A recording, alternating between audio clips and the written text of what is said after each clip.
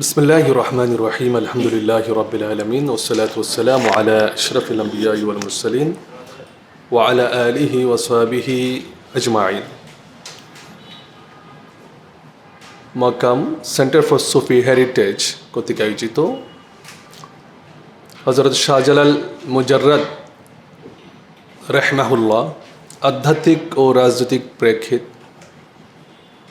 শিরোনামে আয়োজিত এই সেমিনারের সম্মানিত আলোচকবৃন্দ, যারা দূর দূরান্ত থেকে কষ্ট করে এসেছেন এই মহান ওলির সোহবতে, আধ্যাত্মিক সোহবতে, সবার প্রতি সালাম। আসসালামু আলাইকুম রহমতুল্লাহ বরকাত। ইমাম আবু আবদুল্লাহ আল মারওয়াজি, তিনি তার উস্তাদ ইমাম আহমদ ইবনে হাম্বল, নাম শুনেছেন আপনারা, রাইট? ইমাম আহমদ ইবনে হাম্বল তার উস্তাদ ইমাম সুফিয়ান ইবনে উয়াইনা, তার থেকে বর্ণনা করছেন ইনদা যিকরি সালিহিনা তানজিলুর রাহমা। যখন কোনো সালিহিনদের বর্ণনা হয়, আলোচনা হয়, তখন আল্লাহর রহমত অবতীর্ণ হতে থাকে, নাজিল হতে থাকে। আল্লাহর রহমত আমাদের সবাইকে বিস্তৃত করুক, আমিন। নিঃসন্দেহে মাকাম যেটা করেছে এটা নিঃসন্দেহে একটা যুগান্তকারী উদ্যোগ। সচরাচর আমরা আউলিয়া কিরামদের ওরস করে থাকি, ওরসের মধ্যে সীমাবদ্ধ রয়ে গেছি, রাইট? তো আই থিঙ্ক এটা ভিন্ন একটা আয়োজন। এই আয়োজন আমাদেরকে পথ দেখাবে, ইনশাল্লাহ আমাদেরকে আলোকিত করবে। এই জন্য আজকে এখানে মানুষ কম, আশা করি বিরিয়ানির আয়োজন হয়নি, রাইট? সেই জন্য তো আমরা কোয়ান্টিটিতে বিশ্বাস করি না, আমরা সুফিরা কোয়ালিটিতে বিশ্বাস করে। আমাদের শুধু একজন শাহজালাল দরকার। অসংখ্য অগণিত দরবার আছে, ওকে আলহামদুলিল্লাহ, বাট শাহজালাল রাদিয়াল্লাহু তাআলার মতো ওই স্পিরিচুয়াল যে চেতনা, আধ্যাত্মিক যে চেতনা, ইন্টেলেকচুয়াল যে চেতনা, আমাদের একজন দরকার জাস্ট, ওকে? তো এখানে দুটি জিনিস আমি ফোকাস করতে চাই, একটা হচ্ছে আধ্যাত্মিক, একটা হচ্ছে রাজনৈতিক। তো দুটা আসলে আমরা দুই মেরুর শব্দ, কিন্তু যে আধ্যাত্মিকতা চর্চা করে সে কিন্তু রাজনীতি চর্চা করে না, এরকম একটা ধারণা আমাদের মাঝে আছে, ইজন্ট ইট? মনে হচ্ছে না আমার বাংলাদেশে এই জাতীয় কোনো সংলাপ হয়েছে আজ পর্যন্ত, আধ্যাত্মিকতা প্লাস রাজনৈতিক। এক জায়গাতে আমি একটু কিঞ্চিত আলোচনা করেছিলাম, পরবর্তীতে ওইখানের যারা আয়োজক ছিলেন সবাই আমার বাবাকে ফোন করে বলছে আপনার ছেলে মনে হয় নষ্ট হয়ে গেছে। তো যাই হোক, আমি হয়তো এটা আমার ব্যর্থতা ছিল, আমি তাদেরকে আসলে সুফিদের যে ঐতিহাসিক যে রোল, যে ভূমিকা, ওটা আমি বুঝাতে ব্যর্থ হয়েছিলাম। তো আশা করি এর ধারাবাহিকতা অব্যাহত থাকবে। সুফিরা সবচেয়ে মনে রাখবেন, সুফিরা সংস্কারবাদী। দুনিয়াতে যে সমস্ত, আমি আপনাদেরকে গ্যারান্টি দিয়ে বলতে পারি, দুনিয়াতে যে সমস্ত বিপ্লব হয়েছে ইসলামের ইতিহাসে, এর অধিকাংশ বিপ্লবের নেতৃত্ব দিয়েছে সুফিরা। সুফিরা বীর, সুফিরা দুনিয়াতে অধিকাংশ যুদ্ধের নেতৃত্ব দিয়েছে, বিপ্লবের নেতৃত্ব দিয়েছে, সংস্কার আন্দোলনের নেতৃত্ব দিয়েছে সুফিরা। এটা শুধু বাংলাদেশ না, পুরা বিশ্বে গত 1200 বছর ধরে সংস্কার আন্দোলন সুফিদের হাতে হয়েছে। এটার একটি কারণ হচ্ছে কি জানেন? আমরা সংস্কার চাই, রাইট? আমরা পারিবারিক সংস্কার, সমাজ সংস্কার, সামাজিক সংস্কার, রাজনৈতিক সংস্কার, অর্থনৈতিক সংস্কার, সব সংস্কার চাই। কিন্তু সুফিরা একটা সংস্কারে বিশ্বাসী, সেটা হচ্ছে আত্মা সংস্কার। তো আত্মা সংস্কারের মাধ্যমে সমস্ত সংস্কার সম্ভব। যার আধ্যাত্মিক সংস্কার হয় নাই, আত্মসংস্কার হয় নাই, সে কিন্তু সংস্কার করতে পারে না, ইম্পসিবল। কারণ এই যে পারিবারিক সংস্কার, আধ্যাত্মিক, এই যে সামাজিক সংস্কার, রাজনৈতিক সংস্কার, অর্থনৈতিক সংস্কার, এগুলো কারা করবে? মানুষ করবে। তো মানুষ যদি, তার আত্মা যদি সংস্কৃত না হয়, এটা যদি সংস্কারকৃত না হয়, তাহলে সে কিন্তু সংস্কার করতে পারবে না, রাইট? তো এই এসেন্সে রুমি বলেছিলেন, maybe yesterday was clever, so I wanted to change the world, today I am wise and I am changing my self. গতকাল আমি চালাক ছিলাম, বিধায় পুরো বিশ্বকে পরিবর্তন করতে চেয়েছিলাম, ঠিক আছে? আজকে আমি জ্ঞানী, তাই নিজেকে পরিবর্তন করছি। তো নিজেকে যে পরিবর্তন করতে পারে সে সব কিছু পরিবর্তন করতে পারে। যে নিজেকে পরিবর্তন করতে পারে না, সে কিন্তু কিছুই পরিবর্তন করতে পারে না। তো যে নিজেকে পরিবর্তন করতে পারে না, সে যদি পরিবর্তন করতে চায় তাহলে সেখানে সংঘাত সৃষ্টি হয়, সেখানে বৈষম্য সৃষ্টি হয়, সেখানে করাপশন সৃষ্টি হয়, ফাসাদ সৃষ্টি হয়, রাইট?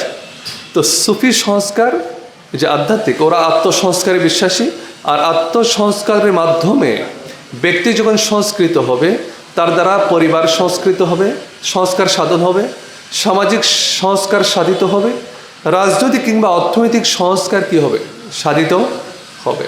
তো আমি স্পিরিচুয়ালিটি নিয়ে বেশ আলোচনা করতে চাইছি না। তো পবিত্র কোরআনে কিন্তু সব ধরনের সংস্কারের কথা বলা হয়নি, একটা সংস্কারের কথা বলা হয়েছে, সেটা কি? এটা আত্মসংস্কার কিন্তু। এবং এই মিশন নিয়ে রব্বুল আলামিন জামিনের মধ্যে সমস্ত নবী রাসূলকে প্রেরণ করেছেন। হুয়াল্লাযী বাআসা ফিল উম্মিয়িনা রাসূলাম মিনহুম ইয়াতলু আলাইহিম আয়াতিহি ওয়া ইউযাক্কিহিম to purify them, to rectify them, to sanctify them. তাদেরকে পরিশুদ্ধ করা এটা একটা নবুতের দায়িত্ব ছিল। তো নবুতের এই দায়িত্বটা, মিশনটা আউলিয়া কেরামগণ যুগে যুগে নিয়েছেন, সংস্কারের দায়িত্বটা। সেই জন্য তারা যেখানে সংস্কার করেছেন সেখানে কিন্তু ফাসাদ সৃষ্টি হয়নি, সেখানে ডিসক্রিমিনেশন হয়নি। বরং আপনারা জানেন এই বাংলাতে সুফিরা সর্বপ্রথম এসেছে। এখানে সুফিরের আগমন কিন্তু বেশ পুরানো। আপনারা যদি সুফিরা যদি ধরেন যে বাইজিদ বোস্তামি চট্টগ্রামে এসেছে, যদি ধরেন, কারণ এটা বন্দর, কিন্তু এটা সিল্ক রোড, তাই না? তো আমার ধারণা তিনি এসেছেন, তার ইন্তিকাল যদি 874 হয়, 874, তো অফকোর্স তিনি 874 আগে দেশে এসেছেন, বাংলাতে এসেছেন। তাহলে ইসলামী পলিটিক্যালি ইসলাম এস্টাবলিশড হওয়ার পূর্বে, প্রায় 400 বছর পূর্বে সুফিরা এই বাংলাতে এসেছেন। তারা এসে এটাকে আবাদ করেছেন, চাষ করেছেন, তারপরে পলিটিক্যালি ইসলাম এখানে প্রতিষ্ঠিত হয়েছে। মনে হয় 1204 সালে ইখতিয়ারউদ্দিন মোহাম্মদ বখতিয়ার খিলজির দ্বারা এখানে বাংলাতে সর্বপ্রথম কি হয়েছে, ইসলাম প্রতিষ্ঠিত হয়েছে। বাট এর 400 বছর পূর্বে সুফিরা এই দেশে এসেছে। যেমন কে এসেছে, আপনার বাইজিদ বুস্তামি এসেছে, আবা ইয়াজিদ আল বিস্তামি, ঠিক আছে? তারপরে শাহ সুলতান রুমি এসেছেন, যিনি 1053 ইন্তিকাল। শাহ সুলতান রুমির পরে এসেছেন বাবা আদাম শাহিদ, নাম শুনেছেন মেবি, তিনি 1178 ইন্তিকাল। তিনি কিন্তু তিনি কিন্তু বল্লাল সেনের সাথে যুদ্ধ করে শহীদ হয়েছেন 1179। তাহলে বোঝা গেল যে তিনি শাহজালাল ইয়ামানি রহমতুল্লাহ আরও পূর্বে এখানে জিহাদ করেছেন। তারপরে তো জালালউদ্দিন তাবরিজি এসেছেন, যিনি 1225 সালে ইন্তিকাল। তারপরে শাহজালাল ইয়ামানি রহমতুল্লাহ এসেছেন, তিনি এখানে এসেছেন 1303 সালে, বাংলাতে প্রবেশ করেছেন 1303 সালে। তার ইন্তিকাল হচ্ছে 1347 সালে। আর ইবনে বতুতা বাংলাতে এসেছেন 1346-এ, বুঝতে পেরেছেন? 1346। তাহলে এই যে একটা দিক, তাহলে এই মাটির সাথে, ভূখণ্ডের সাথে সুফিদের পরিচিতি প্রায় 1000 বছরের। এদেশের আকাশে, বাতাসে, মাটি তাসবকে লালন করে, সুফিরাও এদেশের মাটি, পানি, বায়ুকে লালন করে, ধারণ করে। এই জন্য এখানে তারা সর্বপ্রথম যে কাজটি করেছেন সুফিয়া কেরাম, তারা ধর্মের দাওয়াত দিয়েছেন জাস্ট কি বলবো, এটা হিউম্যানিটেরিয়ান অ্যাক্টিভিটিসের মাধ্যমে।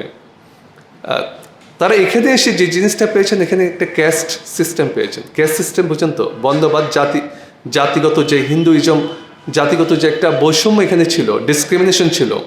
এখানের মানুষরা সোশ্যালি, পলিটিক্যালি, আপনার ইকোনমিক্যালি তারা কিন্তু ডিসক্রিমিনেশনের শিকার ছিল সুফিরা আসার আগে। আপনারা এটা জানেন তো? এখানে অনেকগুলো ক্যাস্ট ছিল। আর.সি. মজুমদার, প্রফেসর রমেশচন্দ্র মজুমদার, ঢাকা ইউনিভার্সিটির প্রফেসর ছিলেন। তিনি একটা বই লিখেছেন যে দ্য এনশাইন হিস্টোরি অফ বেঙ্গল, বাংলার প্রাচীন ইতিহাস। ওটার মধ্যে বলেছেন যে যারা পাল যখন এদের শাসন করে, তখন এখানে 4টি মেজর 4টি ক্যাস্ট ছিল, জাতি ছিল। ক্ষুদ্র বার্মন, ক্ষুদ্র কি আর ক্ষত্রিয়, বৈশ্য, শূদ্র। কিন্তু সেনেরা যখন এদের শাসন করে, বাংলা যখন সেনেরা শাসন করে, এই ক্যাস্ট সিস্টেমটা আরও প্রকট আকার ধারণ করে। এটা প্রায় 40-এর উপরে আপনার অনেকগুলো কি হয়েছে, ক্যাস্ট সিস্টেম চালু হয়েছে 40-এর উপরে। বার্মনরা প্রায় 12 থেকে 14 ধরনের কি হয়েছে। তাহলে বার্মনরা সব কিছু এখানে নিয়ন্ত্রিত করতো। অন্য সাধারণ মানুষের যারা বার্মন, নন বার্মন, তাদের কিন্তু অনেকের জুতা পায়ে দেওয়ার অধিকার পর্যন্ত ছিল না। ছাতি মাথা দেওয়ার অধিকার ছিল না, তাদের বাড়ির পাশে হাঁটার অধিকার ছিল না, তাদের গির্জাতে কিংবা তাদের যে কি আছে টেম্পল আছে ওইখানে গিয়ে ইবাদত করার, উপাসনা করার কিন্তু অধিকার ছিল না। সুফিয়া কেরামগণ এদেশে এসে কিন্তু এই যে ডিসক্রিমিনেশন যেটা তারা পেয়েছেন, তারা কিন্তু এটার বিরুদ্ধে তারা ফাইট করেছেন। তারা মানবতার দাওয়াত দিয়েছেন, ভালোবাসার দাওয়াত দিয়েছেন, সম্প্রীতির দাওয়াত দিয়েছেন, শান্তিপূর্ণ সহাবস্থানের দাওয়াত দিয়েছেন। তারা দেখিয়েছেন যে এখানে সমস্ত মানুষ ভাই ভাই, সমস্ত মানুষ একে অপরের উপর কোনো প্রাধান্যতা নেই, কোনো শ্রেষ্ঠত্ব নেই তাকওয়া ছাড়া। তো সুফিরা এসে এই বাংলাতে এই যে তাদের লঙ্গরখানার কথা বললেন কিছুক্ষণ আগে, এটা তো ওপেন ফর অল ছিল, রাইট? হিন্দু, বৌদ্ধ, খ্রিস্টান সবার জন্য, আস্তিক নাস্তিক, কালো সাদা, ব্রাহ্মণ ক্ষত্রিয় শূদ্র বৈশ্য সবার জন্য কি ছিল? এক কথা উন্মুক্ত ছিল। তো তারা এসে এখানে সাম্যবাদ প্রতিষ্ঠা করেছেন, ভালোবাসার দাওয়াত দিয়েছেন, আধ্যাত্মিকতার দাওয়াত দিয়েছেন। সেই জন্য দেখবেন যে লো কাস্টের যত হিন্দু ছিল এটার অধিকাংশ কিন্তু ইসলাম ধর্মে দীক্ষিত হয়েছে, রাইট? ব্রাহ্মণদের থেকে কম হয়েছে। বা যারা এতদিন ধরে নিপীড়িত ছিল, নির্যাতিত ছিল, যারা বৈষম্যের শিকার হয়েছিল, ওই সংখ্যক, বিশাল একটা সংখ্যক তাদের হাতে ইসলাম ধর্ম গ্রহণ করেছে, তাই না? তাহলে সুফিরা এখানে সর্বপ্রথম বৈষম্য বিরোধী আন্দোলন করেছেন কারা? সুফিরা করেছেন। তাদের হাত ধরেই বৈষম্য বিরোধী আন্দোলনের সূচনা হয়েছে বাংলাতে। এখানে কেন, পুরো বিশ্বে তাদের হাত ধরেই বৈষম্য বিরোধী আন্দোলনের কি হয়েছিল? সূচনা হয়েছিল। তো জাস্ট শাহজালাল ইয়ামানির ব্যাপারে ইবনে বাতুতার অ্যাকাউন্টে আমাদের কাছে সবচেয়ে অথেন্টিক অ্যাকাউন্ট মনে হচ্ছে, কারণ এর পূর্বে তিনি তাকে দেখেছেন এবং তার কাছে 3 দিন ছিলেন। শাহজালাল ইয়ামানি রহমতুল্লাহ এর কাছে ইবনে বাতুতা কয়দিন ছিলেন? 3 দিন ছিলেন। তার আতিথেয়তা গ্রহণ করেছেন এবং তার সাথে অনেক কথা হয়েছে, তিনি সোহবত ইখতিয়ার করেছেন, অনেক কিছু হয়েছে এবং অনেক কারামত তিনি বর্ণনা করেছেন। রেহেলা, এই যে তার যে বিশ্ববিখ্যাত যে রেহেলা ইবনে বাতুতা, ওটার মধ্যে প্রায় 4-5 পৃষ্ঠা, 3-4 পৃষ্ঠা তিনি বর্ণনা করেছেন, লিখেছেন। তো এই ক্ষেত্রে শাহজালাল ইয়ামানি রহমতুল্লাহ সম্পর্কে অনেক বেশি বর্ণনা করেছেন এবং তিনি তার আকৃতি কেমন ছিল, প্রকৃতি কেমন ছিল, ওটা পর্যন্ত বর্ণনা করেছেন তিনি। আলাদা একটা অধ্যায় আছে। তিনি 40 বছর যাবৎ রোজা রেখেছেন, 40 বছর যাবৎ তিনি রোজা রেখেছেন এবং প্রত্যেক 10 দিন অন্তর তিনি একবার ইফতার করতেন। সুবহানাল্লাহ, প্রত্যেক 10 দিন অন্তর একবার। এবং তিনি ওখানে দান বাক্স ছিল না কিন্তু, হ্যাঁ ওইখানে কিন্তু ওনার একটা গাভী ছিল, এই গাভী দহন করে ওটা দিয়ে তিনি কি চলতেন, তার ইফতার কিংবা সেহরি চলতো, ঠিক আছে? তো এবং ছিলেন এই 40 বছর তো তিনি রোজা রেখেছেন, অ্যাট দ্য সেম টাইম তিনি 40 বছর যাবৎ তিনি তাহাজ্জুদ আদায় করেছেন, পুরো রাতে তিনি ঘুমাতেন না। তো এই ছিল শাহজালালের মধ্যে। স্পিরিচুয়ালিটি এমনি আসে না যে আপনার বলুতুদের মাধ্যমে কিংবা গদিনদিসীন হলাম, সাজ্জানাদিসীন হলাম, অনেক কিছু আছে না। তো যাই হোক, এটা প্র্যাকটিসের ব্যাপার, এটা আল্লাহর সাথে একটা কানেক্টিভিটির দরকার, এটা পিউরিফিকেশন অফ সোল, যে স্পিরিচুয়াল পিউরিফিকেশন দ্বারা আধ্যাত্মিক যে পবিত্রতা, পরিশুদ্ধতা, ওটা ছাড়া কি নেই। এখন সমস্যা হচ্ছে আমাদের এখানে অ্যান্টিভাইরাস যখন ভাইরাস অ্যাটাক্টেড, যারা সমাজের অ্যান্টিভাইরাস হিসেবে কাজ করেছিল জুলুম অন্যায়ের বিরুদ্ধে, নিষ্পেষণের বিরুদ্ধে কিংবা অন্যায়ের সব কিছু ধরনের অন্যায় পাপাচারের বিরুদ্ধে, এখন ওই অ্যান্টিভাইরাস যাদেরকে আমরা অ্যান্টিভাইরাস বলি, এখন অ্যান্টিভাইরাস ভাইরাস অ্যাটাক্টেড। এই জন্য আসলে আমরা এখানে একটা বিশাল গ্যাপ তৈরি হয়েছে, যে স্পিরিচুয়ালিটির সাথে আমাদের সাথে বিশাল একটা কি আছে, গ্যাপ আছে। তো যাই হোক, আমি স্পিরিচুয়ালিটি পার্টটা শেষ করে দিলাম, ঠিক আছে? এটা নিয়ে আসলে বিশাল বিশদ বর্ণনা আছে। তো আমি জাস্ট সুফিদের এই যে রাজনৈতিক প্রজ্ঞা, সুফিদের রাজনীতি, সুফিদের রাষ্ট্রচিন্তা কিন্তু ভিন্ন। আমি কি সময় বেশি নিয়ে নিচ্ছি? হ্যাঁ, ওকে। সুফিদের রাষ্ট্রচিন্তা ভিন্ন। আপনি সেকুলার যেভাবে রাষ্ট্রচিন্তা করে একজন সেকুলার, কিন্তু সুফিদের রাষ্ট্রচিন্তা সম্পূর্ণ ভিন্ন। আমি একটু বললে আপনারা এটা কি করবেন, একটু এখানে দুইটা জিনিস, একটা হচ্ছে পলিটিক্যালাইজেশন অফ ইসলাম, বুঝতে পেরেছেন? পলিটিক্যালাইজেশন অফ ইসলাম, একটা হচ্ছে ইসলামাইজেশন অফ পলিটিক্স। প্রথমটা কি? পলিটিক্যালাইজেশন অফ ইসলাম, ইসলামকে রাজনীতিকরণ, আরেকটা হচ্ছে রাজনীতিকে ইসলামীকরণ। তো সুফিরা প্রথমটা করেননি, কোনটি করেছেন? Islamisation of politics. প্রথমটা কি? হ্যাঁ, যেটা ইসলামকে রাজনীতিকরণ, আরেকটা কি? রাজনীতিকে ইসলামীকরণ। তো রাজনীতিকে ইসলামীকরণ করতে গিয়ে তারা যে পদক্ষেপগুলো নিয়েছেন, সর্বপ্রথম তারা ভঙ্গচুর করেন না কিছু, অফকোর্স, ঠিক আছে? কারণ তাদের নন ভায়োলেন্ট সবসময়, তাদের যে অস্ত্র ছিল সেটা হচ্ছে ভালোবাসা, কারণ তারা ভূখণ্ড বিজয়ের পূর্বে তারা অন্তর বিজয় করেছেন। ফাতাহুল কুলুব কাবলা আন ইয়াফতাহুল বিলাদ, তারা মানুষের অন্তর জয় করেছেন কোনো ভূখণ্ড জয় করার আগে। তাদের দাওয়াতটি ছিল আসলে নন ভায়োলেন্ট, এটা ভালোবাসার দাওয়াত ছিল। আরেকটি কথা মনে রাখবেন, সুফিরা যদি ব্যক্তিগতভাবে আক্রান্ত হয় তারা কোনোদিন কিন্তু প্রতিবাদ করে না, কিন্তু উম্মাহ যখন আক্রান্ত হয়, ধর্ম যখন আক্রান্ত হয়, কোনো মুসলিম ভাই যদি আক্রান্ত হয়, মুসলিম কমিউনিটি যদি আক্রান্ত হয়, তখন কিন্তু তারা ঝাঁপিয়ে পড়েছেন। শাহজালাল ইমাম রহমতুল্লাহ আলাইহি এই দেশে এসেছেন মূলত ওই যে গরু জবাইকে কেন্দ্র করে, রাইট? আমি যদি ভুল না করি, ঠিক আছে? হ্যাঁ, অর্থাৎ উম্মাহ যখন আক্রান্ত হয়েছে, সুফিয়া কেরাম তখন খানকা থেকে কি হয়েছেন? বের হয়েছেন যুগ যুগ ধরে। তো সুফিরা রাজনীতিবিদ, তবে কোন রাজনীতি বললে আমাদের দেশে সে মিথ্যা সত্য মিথ্যার সাদা সাদা কালো কালো সব একাকার হয়ে গেছে, এখানে বুঝতে পেরেছেন তো? না, ওদের রাজনীতির চিন্তা, রাষ্ট্র চিন্তা কিংবা রাজনীতির পদ্ধতিটা সম্পূর্ণ কি ছিল? ভিন্ন ছিল। এটা ভিন্ন ছিল।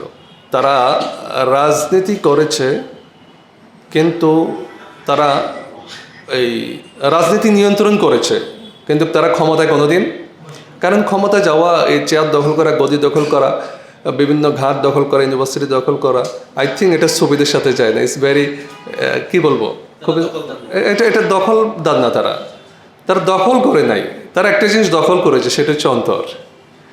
বুঝতে পেরেছেন তো? সুফিরা কিন্তু এখানে তারা রাজনীতি করেছে, রাজনীতির করার জন্য মানুষ ব্যক্তি তৈরি করেছেন, তারা কিন্তু রাজনীতি করেননি। অর্থাৎ রাজনীতি করা অর্থ হচ্ছে রাজনীতি যারা করে তাদেরকে নিয়ন্ত্রণ করেছেন। রাজনীতিতে তারা রাজনীতি নিয়ন্ত্রণ করেছেন এবং রাজনীতির জন্য ব্যক্তিত্ব তৈরি করেছেন তারবিয়ত দিয়ে। এই জন্য ইমাম আব্দুল কাদের জিলানী রহমতুল্লাহ আলাইহির মজলিস থেকে যারা বেরিয়েছেন তারা কিন্তু সবাই বড় বড় রাজনীতিবিদ, ঠিক আছে? তারা যে রেভলিউশনগুলো ঘটিয়েছেন, এটা পলিটিক্যাল রেভলিউশনের সাথে সাথে তারা স্পিরিচুয়াল রেভলিউশন ঘটিয়েছেন, আধ্যাত্মিক বিপ্লব, সামাজিক বিপ্লব, এটা ছিল সাংস্কৃতিক বিপ্লব। এই যে বাংলার সংস্কৃতিতে কিন্তু এটা সুফির একটা বিশাল একটা কি আছে, এটা কি বলবো, প্রভাব আছে। প্রফেসর ডক্টর এনামুল হক একটা বলে গেছেন দ্য বঙ্গের সুফি প্রভাব, রাইট? এটা কিন্তু সামারি, বাংলাতে যেটা পাবলিশড হয়েছে এটা কি সামারি। ওনার মূল থিসিস, এটা কিন্তু ওনার পিএইচডি থিসিস ক্যালকাটা ইউনিভার্সিটি থেকে, ওটা প্রায় 400 পেজেস, 400 পেজেস, 400 পিস রয়েছে। সুফি ইনফ্লুয়েন্স ইন বেঙ্গল, বাংলায় সুফির প্রভাব। একজন হিন্দু পণ্ডিতের কাছে তিনি তার অধীনে সুপারভিশনে এই পিএইচডি কমপ্লিট করেছেন ক্যালকাটা ইউনিভার্সিটি থেকে অনেক মেলা বছর আগে। তো যারা এখানে স্টুডেন্ট আছেন, আমি আশা করব এটা সংগ্রহ করবেন, মেইন কপিটা অনলাইনেও পাওয়া যাচ্ছে। তো যেটা বলছিলাম যে আসলে অনেক কি বলবো, এটা বিশাল, অর্থাৎ সুফিদের যে রাজনীতিতে অংশগ্রহণ, এটা যদি বলতে চাই, এটা নিয়ে যেহেতু এত বেশি সমস্যা, জাস্ট আপনাদেরকে একটা ওভারভিউ দিতে চাই, ঠিক আছে? আপনার এই ক্রুসেডার আছে না, ক্রুসেডার ছিলেন যারা, ক্রুসেডারের বিরুদ্ধে যারা ঝাঁপিয়ে পড়েছিল, যাদের নেতৃত্বে ক্রুসেডারদের বিরুদ্ধে যুদ্ধ পরিচালিত হয়েছিল, তারা কিন্তু সুফি।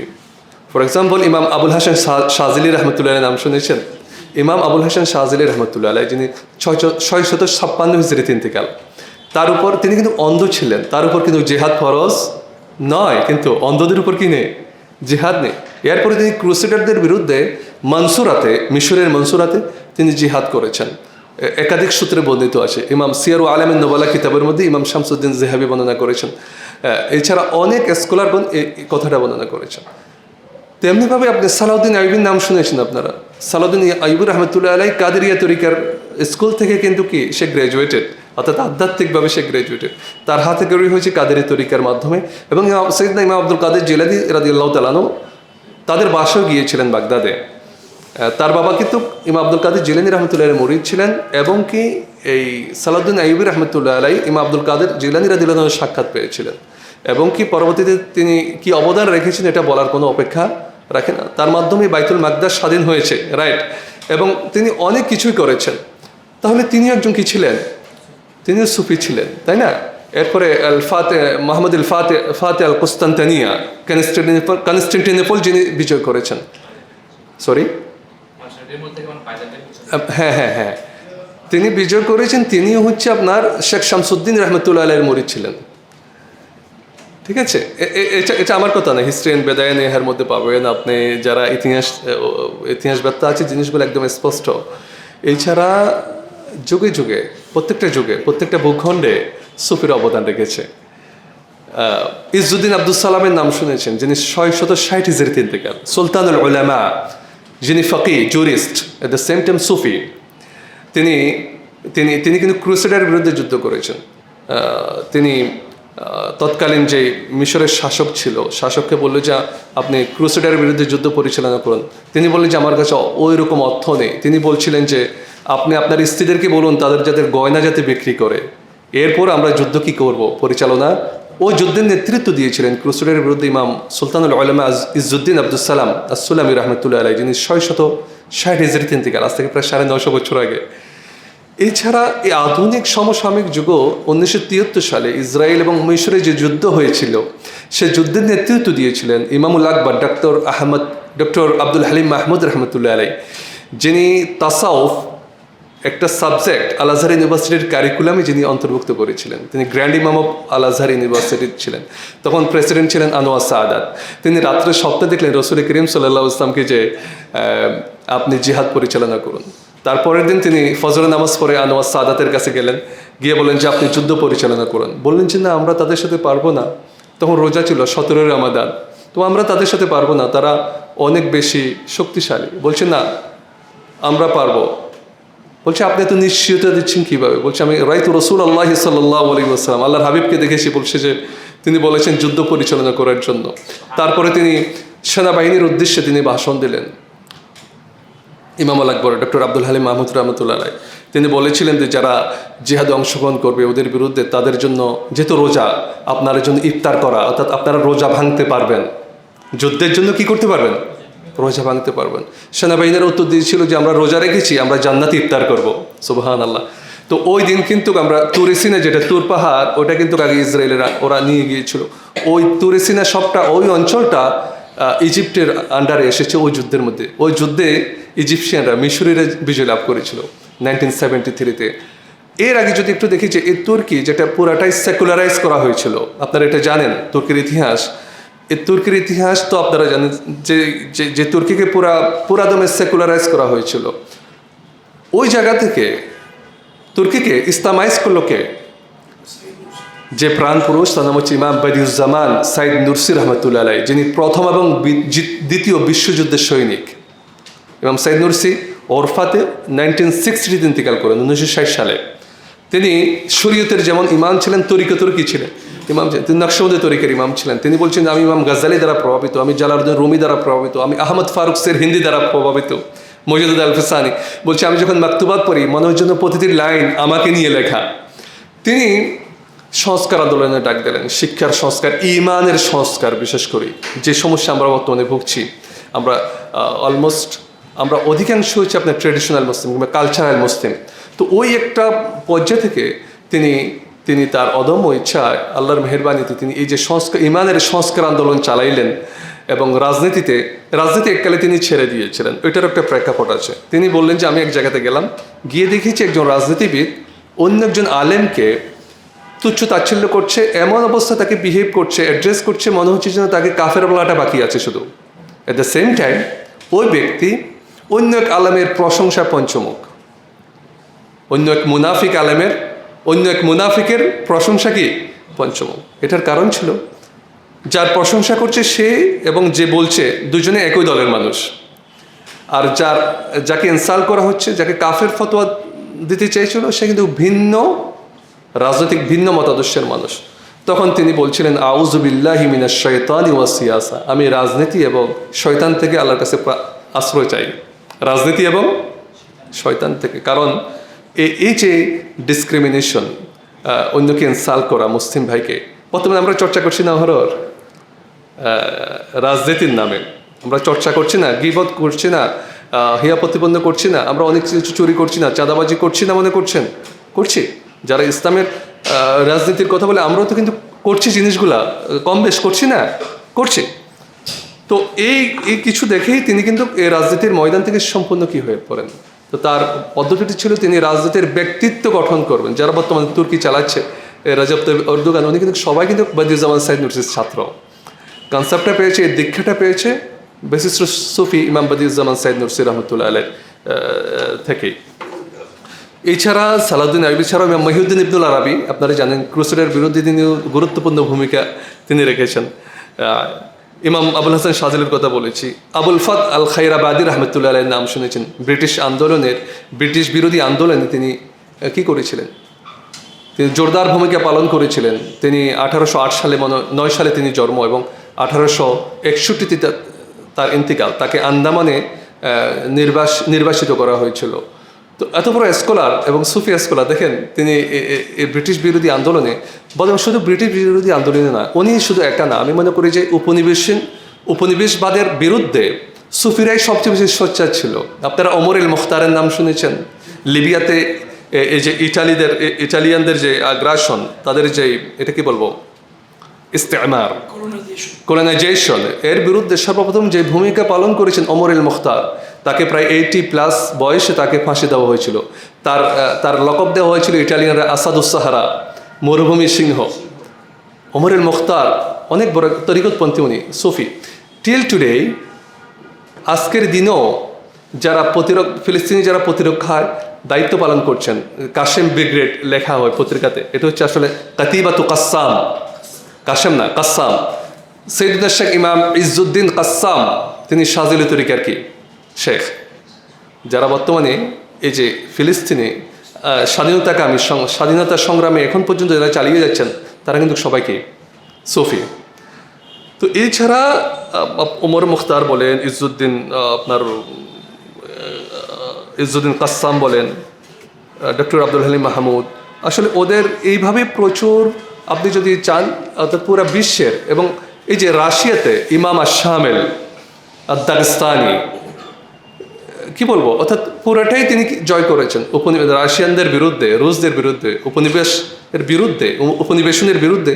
তারা কিন্তু সোচ্চার ছিলেন যুগ যুগে। তারা কিন্তু ফিলিস্তিনের মতো ভূখণ্ডকে বিক্রি করে দেননি, যারা অন্যরা যেরকম বিক্রি করে দিয়েছে। সুফিরা তাদের এই ভূখণ্ড রক্ষার জন্য, মুসলিম উম্মার রক্ষার জন্য এবং ঈমান এবং আকীদার হেফাজতের জন্য তারা কিন্তু এই সংস্কার আন্দোলন চালিয়েছেন। তারা কিন্তু যেখানে জিহাদের প্রয়োজন সেখানে জিহাদ করেছেন, যেখানে সংস্কার প্রয়োজন সেখানে সংস্কার করেছেন। অর্থাৎ যেখানে যে অবস্থা প্রয়োজন, তারা কিন্তু এই যুগের ডিমান্ড অনুযায়ী তারা এই কাজগুলো তারা করেছেন। তো শাহজালাল ইমানি রহমতুল্লাহ আলাইহির এই বাংলার যে আগমন এবং যে বাংলার সোসাইটিতে তার যে একটা ইম্প্যাক্ট, এটা অবশ্যরণীয়। অবশ্যই যারা আমি ওই দিন পড়লাম যে যারা হিন্দু লেখক যারা আছে, বড় বড় স্কলার পণ্ডিত যারা আছে, তারা বলছেন যে এই শাহজালাল ইমানি রহমতুল্লাহ আলাইহির মতো ব্যক্তিত্ব যারা সুফিয়া কেরাম এদেশে এসেছেন, তারা কিন্তু এই যে নন ভায়োলেন্ট, তারা কিন্তু ভায়োলেন্স সৃষ্টি করেনি এবং মানুষকে জবরদস্তি করেনি ইসলাম ধর্ম গ্রহণ করতে, বরং তারা আদর্শ প্রচার করেছেন, তারা ভালোবাসা প্রচার করেছেন, তারা হিউম্যানিটেরিয়ান অ্যাক্টিভিটিস করেছেন। এই যে খানকা বর্তমান খানকা তো অন্য দলের মানুষের ঢুকারও অ্যাক্সেস থাকে না, কিন্তু খানকা এটা একটা কালচারাল সেন্টার। এটা কিন্তু খানকা একটা আপনার ইনস্টিটিউশন বলতে পারেন, স্পিরিচুয়াল ইনস্টিটিউশন। আমি এই যে ইমাম জুনায়েদ বাগদাদির নাম শুনেছেন না, আজ থেকে প্রায় 1200 বছর আগে।